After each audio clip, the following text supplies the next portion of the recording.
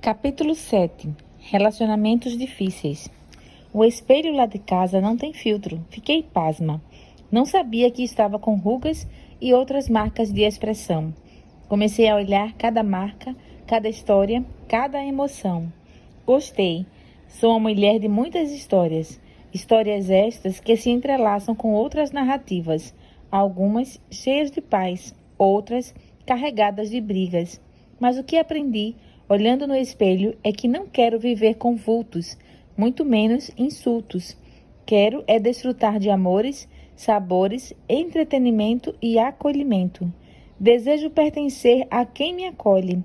Almejo me distanciar de quem me encolhe. Apenas vou viver o direito de bem-querer a minha história. Rosângela Moraes. Somos seres sociais. As nossas vulnerabilidades e dificuldades foram sendo esculpidas a partir do nosso contato com os outros, e com as nossas potencialidades não foi diferente. Somente nos tornamos indivíduos porque o nosso cérebro é capaz de aprender a partir da experiência interpessoal. Quer ser mais feliz? Então, cerque-se de pessoas positivas para que as suas chances de felicidade aumentem e diminua os conflitos com as pessoas próximas a você ou elimine relacionamentos doentios. Assim, já que o enfoque deste capítulo é sobre os relacionamentos difíceis, começaremos pela relação entre sogra e nora, por ocupar o topo da lista das relações familiares desafiadoras. Não trataremos aqui sobre relações narcisistas, porque já falamos desse assunto anteriormente. Sogra. As relações familiares são baseadas e sustentadas pelos vínculos afetivos, sendo tais vínculos, em muitos casos, mais importantes do que o vínculo genético. Porém, é muito comum ocorrerem conflitos entre familiares, pois os limites entre a vida privada e a familiar é muito tênue. Os interesses coletivos se emaranham com os desejos pessoais. Nas relações familiares, o que se dá entre sogra e nora é considerado uma das mais frágeis, sendo frequente o aparecimento de queixas sobre a nora ou a sogra nas consultas psicoterápicas. A experiência na educação de filhos, a habilidade para organizar a casa e a sabedoria para conduzir o lar são zonas dos recorrentes conflitos entre sogras e noras. E, quando elas se desentendem, geralmente são desencadeados vários conflitos familiares, pois, na maioria das vezes, ambas exigem que filhos, maridos e outros parentes decidam a quem apoiar. Em muitos casos, o filho, marido, sofre forte tensão, pois de um lado está a sua mãe, que acredita poder exigir do seu filho que fique sempre do seu lado, mesmo que para isso tenha que contrariar a esposa, que está do outro lado e considera óbvio o apoio incondicional do marido. Sattler et al., 2012, descrevem de forma clara a gênese dos conflitos entre sogra e nora. A entrada da figura da nora introduz uma mudança de papéis na família. A aproximação entre essas duas mulheres, a nora e a sogra, ocorre a partir de uma relação de parentesco obrigatório e não escolhido, na qual nem sempre existe empatia. Com frequência, se estabelece uma competição entre ambas, enquanto mulher, esposa, mãe e administradora da casa. Tensões e conflitos podem surgir, alterando a homeostase familiar, podendo levar, inclusive, à separação do casal nas situações mais intensas. Esse aumento de tensão entre sogra e nora pode resultar do fato de que ambas percebem a mesma situação de forma diferente, por representarem duas culturas familiares diversas. Soma-se a isto o fato de a relação entre elas tender a ser mais formal e ter menos clareza na comunicação dos sentimentos do que na relação entre mãe e filha. A sociedade considera a sogra a principal responsável pelos problemas que surgem na relação, colocando-a, na maioria das vezes, na posição de algoz. Prova disso são as inúmeras piadas que conhecemos que humilham as sogras. Vale citar que essa visão estereotipada não é exclusiva da cultura ocidental, pois pode ser percebida em outras culturas. Se a sogra reclama por não ser respeitada pela nora, em contrapartida, a nora ressente-se das inúmeras correções que a sogra faz dos seus atos e, assim, parece haver uma constante atmosfera tensional entre as duas. Talvez a sociedade espere que a sogra seja mais assertiva do que a nora, por considerar que a sogra, por ser mais velha, tenha maturidade suficiente para saber lidar com a nora e, além disso, saber como não interferir na vida do filho, que agora é casado. Porém, a maioria de nós não percebe que a função dessa mulher dentro da família vai mudando ao longo do tempo, o que pode gerar nelas mesmas importantes angústias. Com o casamento do filho e o nascimento dos netos, ela é deslocada da posição central que lhe pertencia e passa a ocupar um lugar delicado e complexo no seio familiar.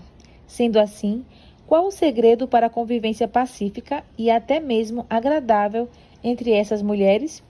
A resposta para essa pergunta não é simples. Contudo, se houver o sincero desejo de desenvolver uma convivência agradável com a mãe do cônjuge, será possível construir uma atmosfera agradável em torno dessa relação. A primeira dica que quero dar, útil tanto para a sogra quanto para a nora, é que o primeiro passo para o desenvolvimento ou restabelecimento de um convívio saudável é ser sincera ao analisar o próprio comportamento e admitir que nem sempre a culpa é do outro. Se ao menos as sogras e noras se dessem ao trabalho de considerar como até mesmo algumas das ações mais inconscientes e sem malícia podem gerar problemas, como palavras e atos aparentemente inocentes podem ser terrivelmente mal interpretados, ou como um único ato de maldade pode destruir um relacionamento para sempre. Talvez elas pudessem evitar tais estragos em relacionamentos. Assédio. O termo assédio significa encurralar, sitiar, cercar, colocar-se à frente. Então, assédio é qualquer conduta moralmente reprovável e reiteradamente assumida que possa provocar danos emocionais, psicológicos ou patrimoniais. Sempre envolve uma relação assimétrica de poder, com o intuito de humilhar ou dominar a vítima. O assédio inclui vários comportamentos, entre eles ameaças e intimidação, agressões físicas, xingamentos, apelidos, calúnias, humilhações por meio de observações, comentários e ou piadas. Entender os tipos de assédio e saber se proteger é essencial para uma vida saudável e, claro, alertar a outros sobre o assunto também faz parte das estratégias sociais preventivas do assédio. São 4 tipos de assédio mais comuns: moral, sexual, stalking e virtual. De forma sucinta, entenda melhor cada um deles. 1. Assédio moral. Todo comportamento indesejado que envolva ofensa reiterada, caracterizada por discriminação, perturbação, constrangimento, hostilidade, intimidação, humilhação, coerção, jornadas de trabalho exaustivas, entre outros. Sua ocorrência está vinculada ao emprego, trabalho ou formação profissional.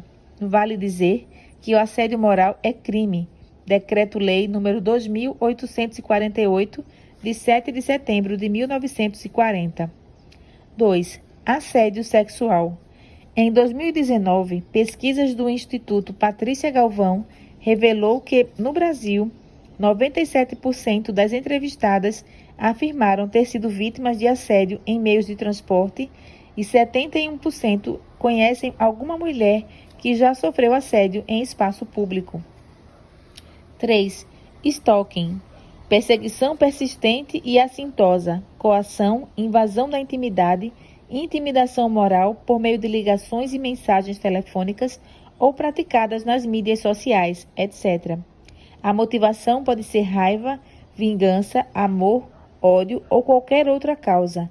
O stalking também está previsto no Código Penal como crime e deve ser denunciado.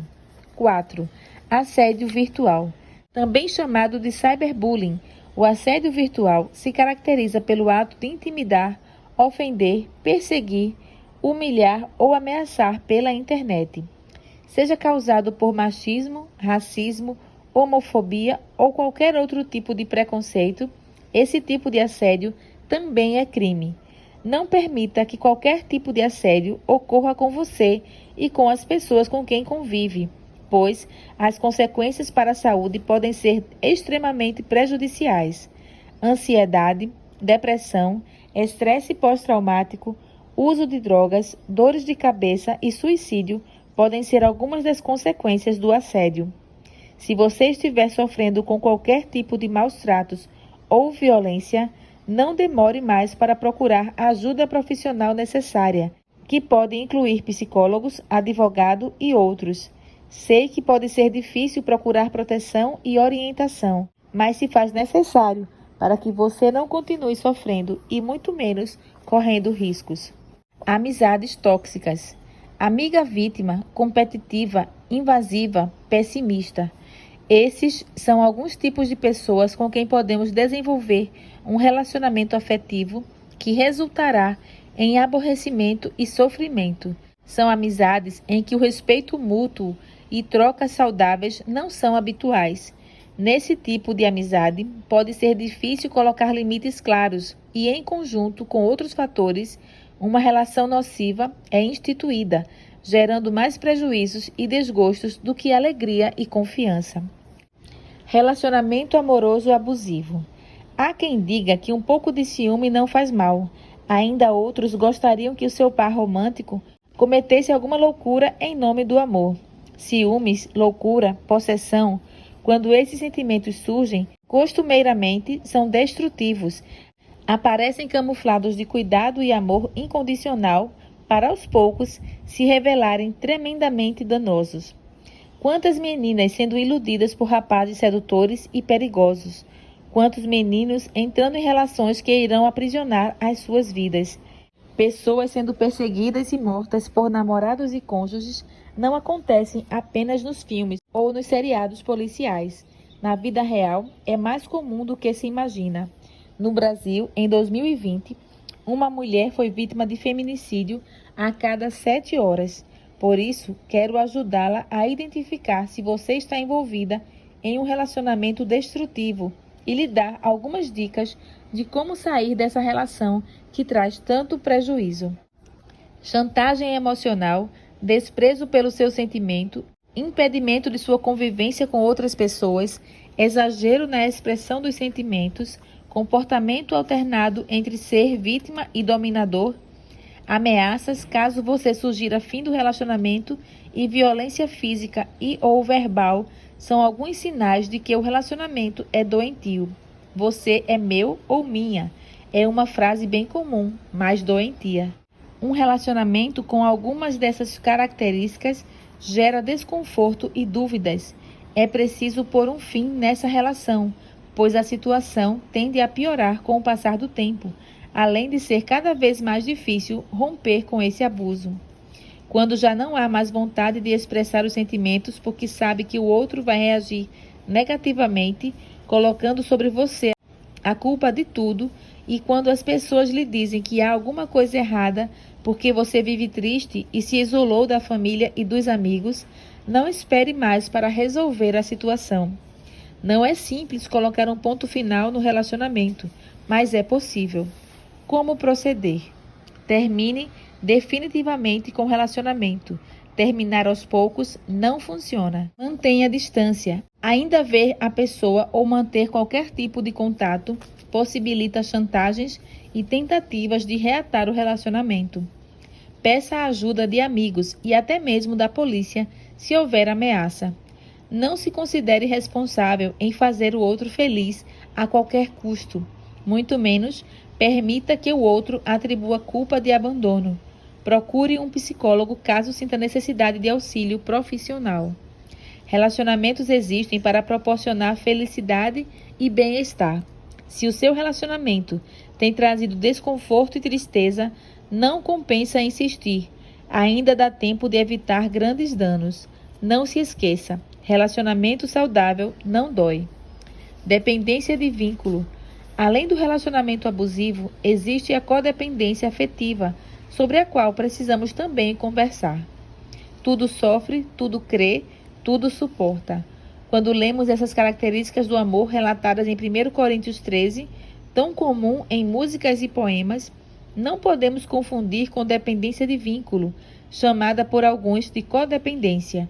A dependência de vínculo é um transtorno emocional caracterizado pela inabilidade de manter relacionamentos saudáveis, gerando insatisfação e desconforto. O dependente acredita que sua felicidade depende exclusivamente da felicidade do outro e, por isso, age muitas vezes de forma insana.